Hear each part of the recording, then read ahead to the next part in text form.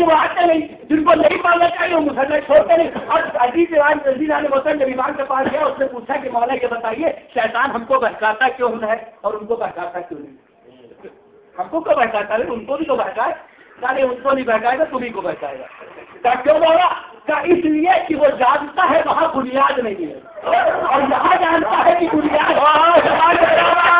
کھڑی کر دی تو پھر کھڑی ہو جائے گی. ایک ہی کھڑی کر دی تو کھڑی ہو جائے گی. تو ابھی جان محترم جنت کہتی کہ جنت بنی ہے علی والوں کے لیے، جنت بنی ہے علی والوں کے لیے، جنت بنی ہے علی والوں کے لیے. اب میری سمجھ میں آیا کہ نعرے حیدری میں ہاتھوں کو کیوں بلند کرتے ہیں. اصل میں نعرے حیدری میں لگا کر کے ہاتھوں کی پہچان وہاں سیکھ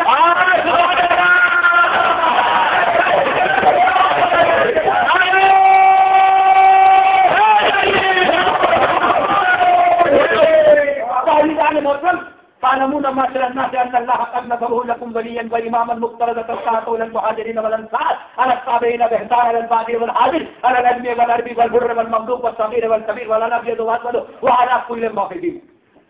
آپ نے ذاکرین کے نقطے بہت سنے، یہاں پہ جناب رسول خدا کے نقطہ سنے، بہت سنے ہوں گے ذاکرین کے، ایک سے ایک نقطے سنے ہوں گے. لیکن ظاہر سی بات ہے جو خطابتوں کا سورج کا جس سے خطابت کھل ہوئی ہو وہ نقطہ ہے. سنیے کہ بالمون معاشر الناس ان اللہ قد نصره لكم وليا واماما مقترضا فاعطوا للمهاجرين والانصار. اس سے کہہ دیا کہ علی کی ولایت مہاجر کے اوپر بھی ہے، انصار کے اوپر بھی ہے، تبع تابعین کے اوپر بھی ہے، شہری کے اوپر بھی ہے، دیہاتی کے اوپر بھی ہے، گورے کے اوپر بھی ہے، کالے کے اوپر بھی ہے، آزاد کے اوپر بھی ہے، غلام کے اوپر بھی ہے، چھوٹے کے اوپر بھی ہے، بڑے کے اوپر بھی. کوئی بچہ ہے؟ کوئی بچہ ہے نہیں کہ مینار سے بھاگ سکے. اچھا سب کچھ کہہ دیا، اس کے بعد قسم خدا کی کیا نقطہ کہا، میری جانے مثال ہو جائے حقیقت میں کیا نقطہ رسول نے کروایا.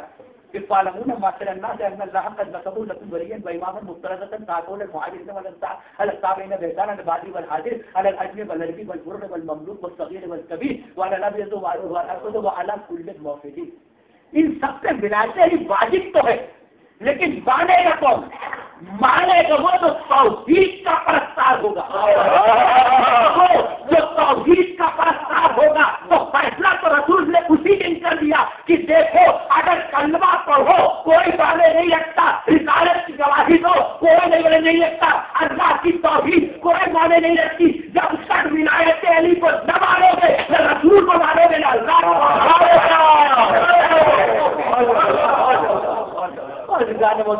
حقیقت یہی ہے. اور کیا مولا کے فضائل بیان ہو، کس طریقے سے بیان ہو، بس بات کو میں تمام کر رہا ہوں. اور ظاہر سی بات ہے کہ یہ غدیر کا دن ہے، خوش ہونے کا دن ہے، اور اس سے بڑی خوشی کی دن کیا ہو سکتی ہے. کیونکہ جہاں جناب رسول خدا کی حدیث ہے کہ ہماری امت میں عیدوں میں سب سے بڑی عید غدیر، اور جہاں آپ کے چھٹے امام نے فرمایا کہ اگر لوگ غدیر کی اہمیت سمجھ لیتے تو آسمان سے فرشتے مسافرے کے لیے. اور جہاں پر یہ کہا گیا کہ اگر کسی نے، ابھی میرے بزرگ نے کچھ عنایت فرمایا ہم کو، ظاہر سی بات ہے تو میں یہ نہیں چاہتا ہوں کہ آپ لوگ بھی عنایت کریں، لیکن ایک فضیلت ہے جو پڑھ رہا ہوں کہ وہ فضیلت یہ ہے کہ اگر کسی نے 1 روپے دی تو 1,00,000 درہم دی. اب اس سے بڑی اور ظاہر سی بات ہے کہ جیسے جیسے مقام بڑھتا ہے ویسے ویسے فضیلت بڑھتی ہے، ویسے ویسے ثواب بڑھتا ہے. اب مکے سے بڑی جگہ کون سی ہو سکتی ہے؟ اب ظاہر سی بات ہے کہ وہاں اگر آپ کو 1 لاکھ ملیں گے تو یہاں 10 لاکھ ملیں گے. اب آپ باقی آپ کو تو ظاہر سی بات ہے. اس کے بعد یہ فرمایا کہ اگر کسی نے کھانا کھلا دیا، کھانا کھلایا کسی نے تو اس کھانے کو جس کو کھانا کھلایا تو گویا اس نے صدیقین کو کھانا کھلایا، شہداء کو کھانا کھلایا، صالحین کو کھانا کھلایا، انبیاء کو کھانا کھلایا. یہ ہے فضیلت عزت قدیم. اور اگر کسی نے اس روز اپنے زیب تن لباس کیے، نئے کپڑے پہنے تو وہ سال بھر مصیبت اور بلاؤں سے محفوظ رہے گا. اب بیمے پہ بیمے کرواتے رہتے ہیں تو بیمے سے اچھا تو یہ کہ کیونکہ اس سے بڑی گارنٹی دے LIC لاکھ گارنٹی دے، اللہ سے بڑی کسی کی گارنٹی تھوڑی ہے. اور یہ تو گارنٹی اللہ نے نبی کو بھی دے دی. کیا کہا یہ آئی اور رسول بلغ ما انزل الیک من ربک وَإِن لَّمْ تَفْعَلْ فَمَا بَلَّغْتَ رِسَالَتَهُ وَاللَّهُ يَعْصِمُكَ مِنَ النَّاسِ. اے میرے نبی اس پیغام کو پہنچا دیا، اگر یہ نہ پہنچایا تو کچھ نہ پہنچایا. اور اللہ آپ کو لوگوں کے شر سے محفوظ رکھے گا. یعنی نبی کی حفاظت بھی کبھی ہوتی ہے جب علی کی ولایت. علی کی ولایت ساتھ میں ہو، اور آپ کو تعجب ہوگا سن کر جب علی کی ولایت ساتھ میں ہو. میں نے کتابیں تفسیریں بہت پڑھی، انہیں تفسیروں میں ایک تفسیر ہے جس کا نام ہے تفسیر نمونہ. ایک تفسیر نمونہ ہے اور ایک تفسیر اور ہے تفسیر نور الثقلین. نور الثقلین کے اندر میں نے پڑھا کہ نبی نے یہ فرمایا جس دن ولایت، اس سے پہلے نبی کے چاروں طرف ایک حلقہ چلتا تھا جو نبی کی حفاظت کرتا تھا، جیسے سمجھیے کہ باڈی گارڈ کے ہاتھ میں چل رہے. لیکن جس دن ولایت علی کا اعلان کر دیا تو نبی نے کہا اب یہ باڈی گارڈ ہٹ جائے، اب حفاظت اللہ کرنے والا ہے، حفاظت اللہ کرنے والا ہے. اور عزیزان محترم بس میں اپنی بات کو تمام کر رہا ہوں آخری بات کے ساتھ کہ عزیزان محترم آپ غور کریں، نبی علی کو لے کے منبر پہ گئے تھے. نبی علی کو لے کے منبر پہ گئے تھے. اچھا جب علی کو منبر پہ لے کے گئے تو خطبہ غدیر 60 پیج کا تھا. سب کے سر مڑے ہوئے تھے اور گرمی اتنی شدت کی تھی کہ لوگ آباؤں سے اپنے جو ہے پیر چھپائے ہوئے تھے، اپنے پیر چھپائے ہوئے تھے. اور نبی نے کجاووں کا منبر بنا لیا تھا. نبی نے کجاووں کا منبر بنا لیا اور خطبہ غدیر شروع کیا اور مولا علی کو نیچے بیٹھا دیا. اب جو نیچے زینے پہ بیٹھے ہوئے ہیں تو بیٹھنے کے بعد سب دیکھ رہے کہ آج اتنے دن ہو گئے نبی کی زندگی کے، کبھی ایسا نہیں ہوا کہ خطبہ دے رہا ہوں علی نیچے بیٹھے ہوں. اب آج سب کے سب دیکھ رہے یہ کیا معاملہ، یہ کیا معاملہ، یہ کیا معاملہ. اب عبادت تو ہو ہی نہیں، نیت چاہے جو کچھ ہو.